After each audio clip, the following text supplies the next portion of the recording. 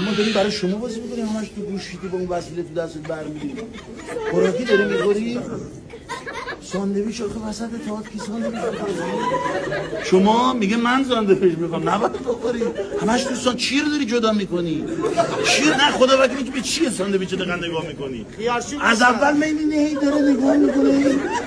تو ساندویچ کی انگوش کرده که داره اصلا ما رو به جان مادر ما رو نگاه نمیکنه. یه سر تو اینه بعد لعنتی یه سانت میره ازش.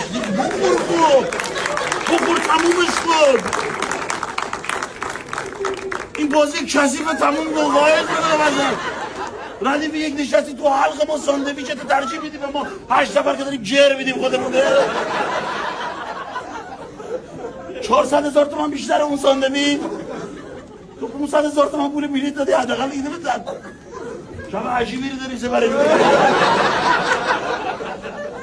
یعنی نور تو ششه بوده خدا چیه چی تو دستشه چی شده چه کار داره می‌کنه.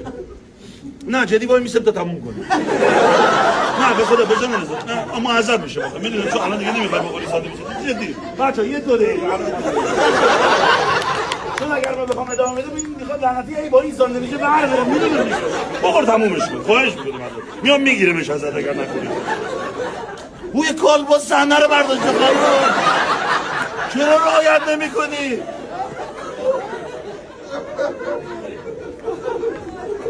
سس کم نداری؟ نه جدی شاید چون سس داری؟ چون خشک ساندویچ اگلوت با اینه میخوای نوشابه بگه برات بیارن؟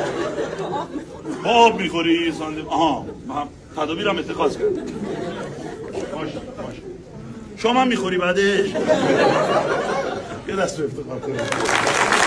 این بدیهیه من نباید به تو بگم.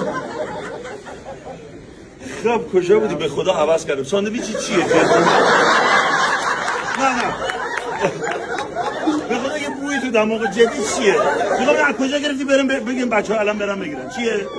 نه جان مادرت جدی به قرآن جدی دارم سوال میگم. ساندویچی چیه خدا وکیلی؟ کالباس هایده آم نیم لعنت. خدا ازت نگذره. کاهو هم داره. هایده لعنتی کاهو میذاره سسش هم خاصه. آقا بریم. اصلا نمیفهمی باید تعارف بزنیمش نه؟